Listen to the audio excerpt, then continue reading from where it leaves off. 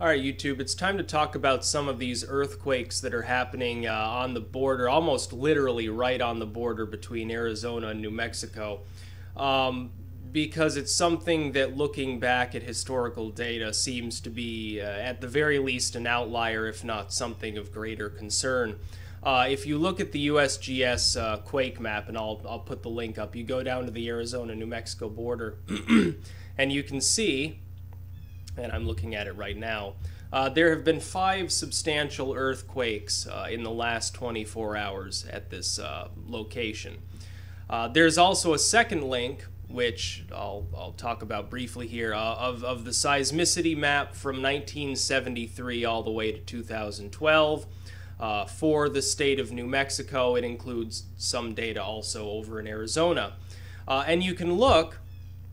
And if you look at this map, there are only a very small number of earthquakes in the last several decades that have actually hit this location. You look at the map of New Mexico, and actually most of it's empty.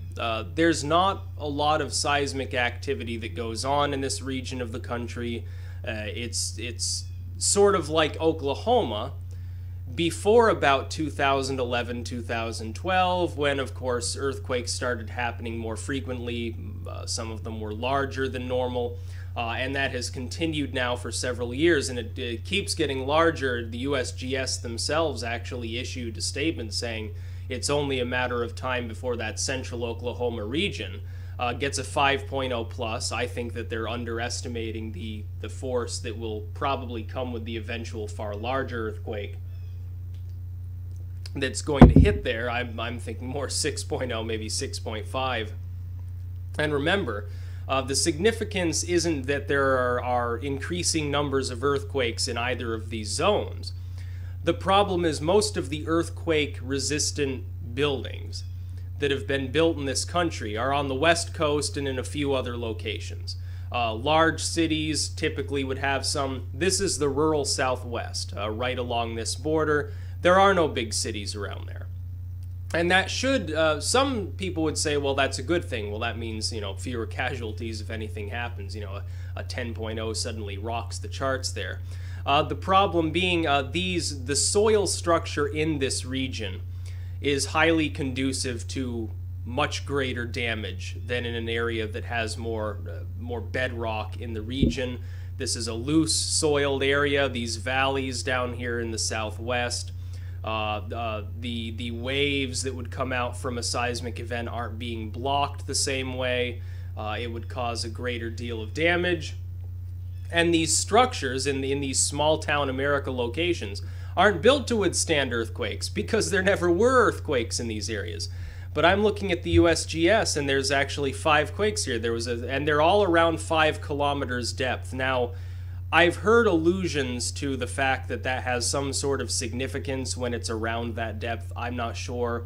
I think it was Mary Greeley mentioned something about that particular depth being sometimes indicative of foreshocks, and these people will need a lot of help if that turns out to be the case. But there was a 3.6, a 3.5, a 2.8, a 3.2, and a 3.6.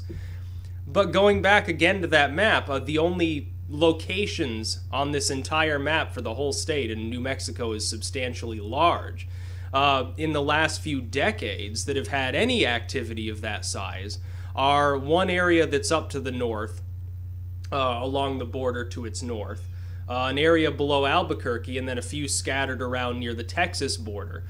There's only a few quakes listed for the Arizona border, and they're all a lot smaller than the ones that they're having right now. These are all little rinky-dink quakes, probably 2.0 or lower.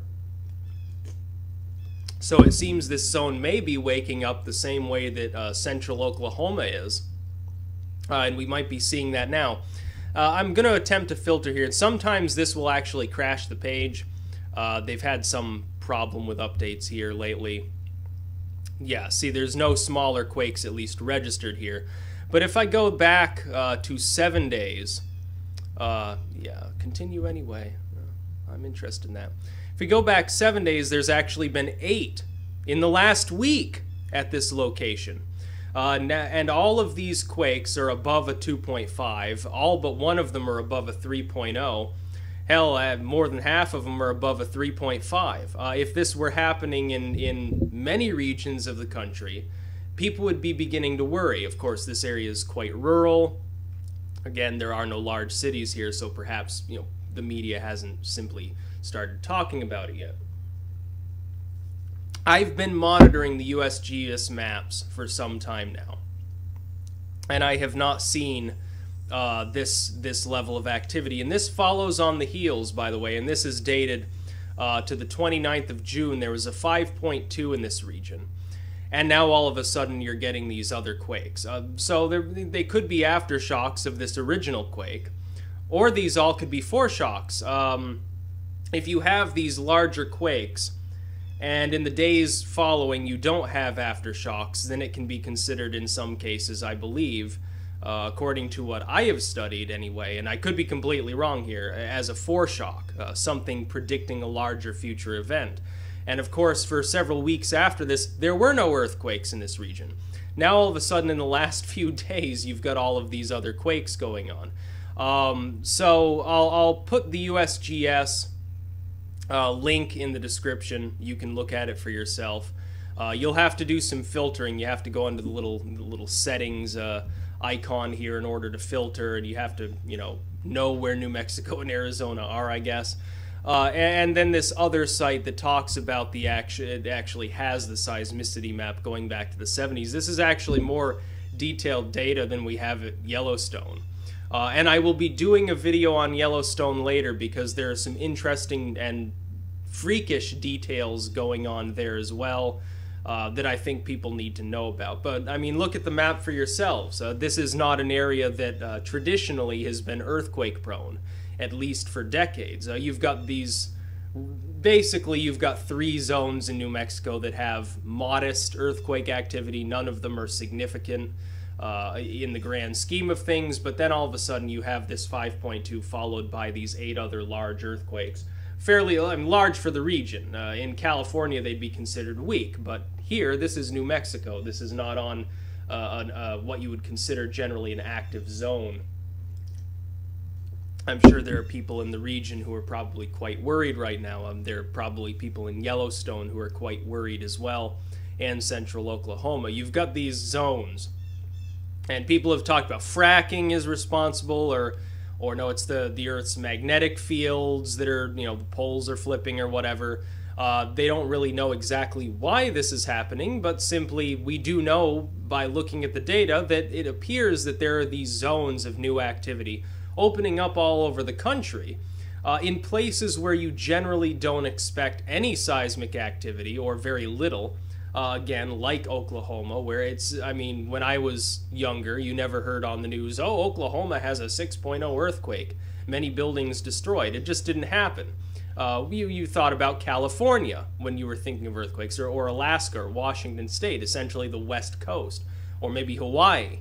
You weren't thinking about, the rural Southwest as being, or Oklahoma, as being particularly earthquake-prone areas. You knew that they had them once in a while anyway, but this is more than once in a while. They've had 5 in the last 24 hours, and it's starting to look a bit disturbing at this zone. Now, am I predicting anything larger? No, because I'm not a geologist, so I don't, I can't tell, well, yeah, these are foreshocks, and there's going to be a bigger quake in the next few days.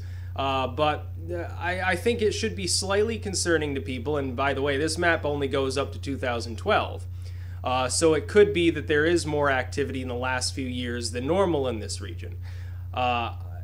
I started looking at the USGS site daily or almost daily basically a year and a half ago in the wake of the Fukushima stuff.